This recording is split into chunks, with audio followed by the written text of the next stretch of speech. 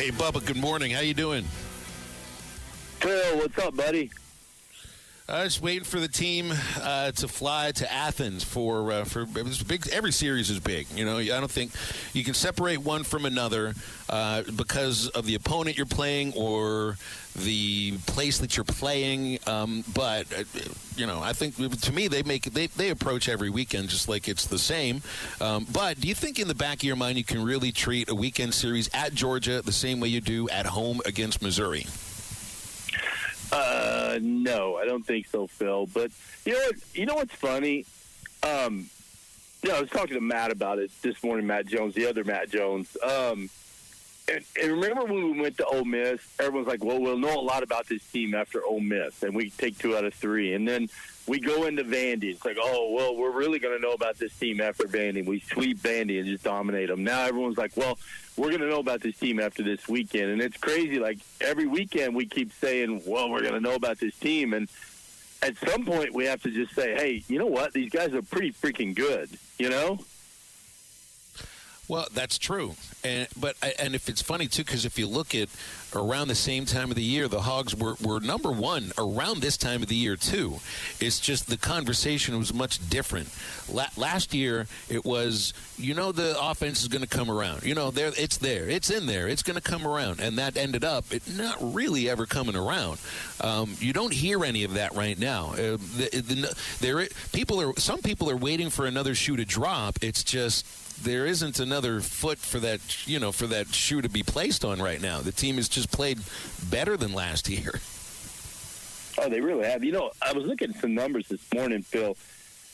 You and I talked about it on the broadcast also. We're hitting left-handed pitching. We're hitting 352 against left-handed pitching, 328 against right. I can't remember the last time a Razorback team hit left-handed pitching better than right-handed pitching. That's true. And so another aspect here would be, and I've talked with Matt Hobbs about this, it's difficult for opponents to try to do that switching back and forth the way that Mike Silva did the other day, the Arkansas State head coach. You try to so-called play the percentages because supposedly lefties should be better against lefties and righties better against righties, and you try to do that not just for your pitchers but for your hitters too. It just doesn't necessarily work against this team. And it didn't work for Arkansas State on Tuesday. I haven't seen it work for an opponent yet. Yeah, it's funny when it goes like you and I talked about Mike Silva. He kind of went against the splits. Like he tried to, like there were some reverse splits. There were lefties hitting this lefty, 384 against the lefty. Righties are hitting 170 something, but they bring him in to face Davalon. He hits a 3-run jack. I think sometimes you got to use your eyes instead of the analytic sheet. But this is a tough lineup to maneuver through because we have a lot of lefties that really hit lefties well because they stay on the ball so well. And so, well, it's tough if you're going to maneuver them from top to bottom. I mean, this team can hurt you. And I really feel good. They talk about how this is a hitter's ballpark going into Foley Field. Don't you think this team is very well suited to go into that ballpark and put up some big numbers still? I do. I think they're well suited to hit in a lot of places. Do you think that they need to score more in this series than they normally would to win a series? Now, thinking they scored 51 runs to beat Missouri, they really didn't need more than 10 or 11. Not saying save the runs for later. Really believe in that kind of thing. But is this more of a? You feel like you got to outslug Georgia? Or do you think the Hog pitchers can slow this Bulldog lineup down, kind of the way Texas did last weekend? Yeah, I think we can. So if you look at Georgia, they're hitting 252 against lefties. We got 2 pretty good lefties we're going to throw at them this weekend, and we got a couple of good ones out of the pen also. I don't know if you saw the strikeout numbers. Texas pitchers struck them out 38 times. They held them to 15 hits over the weekend. So, and I'll put our staff right there with Texas every time. And so, yeah, I think our staff's going to kind of neutralize our hitters. I think the big test is, can the Georgia pitching staff shut down our offense? And I think that's going to be a big task for them. I'm kind of excited to go see this team play against the Wes Johnson head-coached team. Wes obviously has done amazing work in a short period of time at Georgia. They hosted a super regional last year, and literally everywhere he goes, success has followed. He's been a part of SEC championships at Mississippi State, division title at Arkansas, national runner-up at Arkansas, division titles with the Minnesota Twins. He's been in on LSU after the Twins, and now Georgia, and it's just his story is just unique. I don't know of another coach with his kind of backstory. Well, I mean, you think about it, Wes is fun to talk to. You can't talk to Wes Johnson and not walk away liking him and feeling good. So he's a great recruiter. Anyone that can talk like Wes, he can sell you on just about anything. So I know he can get the right kids in there to play in Foley Field. So he's going to have good teams, Phil. And I don't know how switching to turf is going to, if that's a benefit to them. Going all turf field, you're not going to like that. It's probably going to remind you a little bit of Vandy, but yeah, playing on the all-turf field, that might help them as well offensively. Yeah, but they won't do any of that stuff that Vandy does. And they got a couple that they got a guy from Kentucky from last year, Nolan McCarthy. I don't think McCarthy will be straddling the dugout railing to a Pink Pony Club or anything like that with the Wes Johnson coach team. That's a guy that's coached in the big leagues before, right? I mean, so you take it's not quite the same thing, but there's a little connotation to it. It's like when you get a major league guy who's been at the top of the pyramid in terms of his job, like Belichick going to North Carolina. That's a different level because that's a Hall of Famer. Wes is still kind of in the middle of his career. But that has a different kind of pull, I think. When you get a guy that literally went from college to the big leagues and then back to college, and it wasn't because they fired him. I mean, he left on his own accord. Wow, you almost compared Belichick to Wes Johnson there for just a second. I thought that's where you were going. Wes is pretty good, but he's not a Belichick yet. But you're right, though, Phil. He does a really good job. The team's going to be well coached. Anyone that comes out of the DVH coaching tree, they're going to coach fundamentals. And their fielding percentage, they're actually fielding higher percentage than Arkansas. They're not going to give us anything. We're going to have to earn everything we get this weekend. Their pitchers do walk a few more guys than we do, which I think benefits us. We're really good at working the count, drawing walks, getting a couple guys on, then popping that 3-run jack. And so, I think it's going to be a good series. I really do. I think it's going to be 3 fun games to watch. And, man, I wish I was going to be there with you. But it's not a series that the season hangs on. And I think that was your point coming into this segment. I've seen enough now to believe that maybe they aren't the number one team in the country. Right now they're playing like that. Sooner or later, you lose a game. Maybe you lose 2 games. But I don't know if I use this weekend as a barometer of what the rest of the season is going to be like. So how do you view whatever outcome you see this weekend? I look at this team and as a team that haven't even got close to peaking yet. Think about it.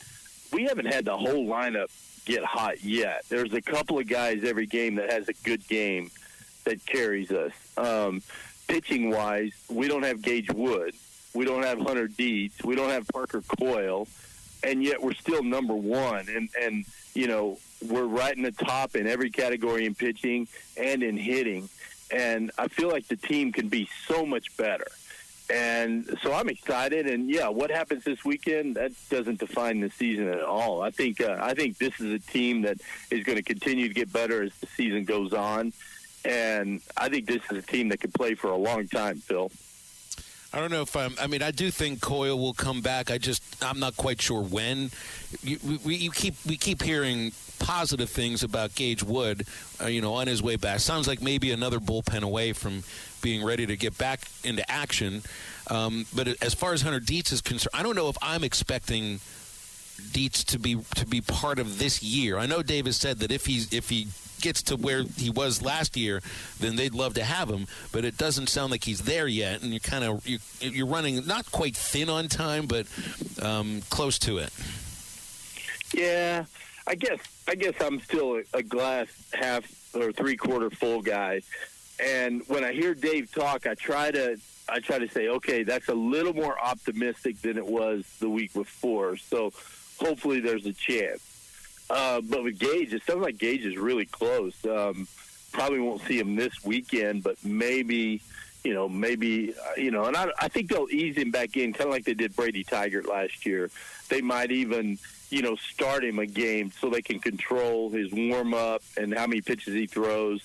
And, I mean, for me, wouldn't it be great to have Gage come back and be the Sunday starter, even though he's on a pitch count, and then have Vital Cheese come in after that? That'd be a pretty good 1-2 punch. Hey, Bubba, with that number one out beside the Arkansas Razorbacks name, is it kind of heavy as the crown sort of thing? With you're getting everybody's best. Could it be exhausting? I know when you're playing, and you as far as football or basketball, I didn't play baseball, but when you're playing somebody like Alabama and they have number 3 next to their name, you kind of get up a little bit more for it. Do you think there's some of that going on with this team? I don't think so, Matt. I think everywhere the Razorbacks go, there's a bullseye on them because of their track record, and they're one of the top teams in the country, whether they're number 1 or number 8. I don't think it really matters, and I don't think it's going to affect this team at all. I think some teams might tighten up a little bit, being the number 1 team. I don't think it's going to faze these guys. I think they know they're good. They go out and they play like a good team. I think they're going to wear that number 1 as a badge of honor and go out there and honestly just beat down on people. I don't think it's going to affect them at all. Do you think there have been teams – I don't know if I could get into the mindset of an athlete that's been in this position before, but when you're number 1 and you feel like your team belongs there and you kind of play like it, right? Like a certain swagger or confidence type thing, right. What you're saying now? But what if you've got voted number 1 and you're thinking to yourself, really? That we're number 1? How did this happen? You're kind of feeling, I just don't know. How long did Mississippi State stay at number 1? The year that they, had number 1, and they've celebrated it in football for all when they Dak Prescott at quarterback. Did they really believe they were number 1? I mean, it's a cool thing to put next to your team name, right? But I think this team wears it and believes it, though. That's kind of what I'm getting at. I don't know if last year's team necessarily believed that they were number 1 when they were. Yeah, and I think a lot of people didn't believe it. I mean, we kept hoping that the offense would heat up last year, and we knew we had Hagen Smith on a Friday night, which is almost a guaranteed win. But it didn't feel the same last year, Phil, as it does this year. This feels like a number 1 team, and I feel like we've still got a lot of room to improve, and that's what gets me really excited about this season. Well, I'd be excited no matter what because we're going to Athens, and it's a great place.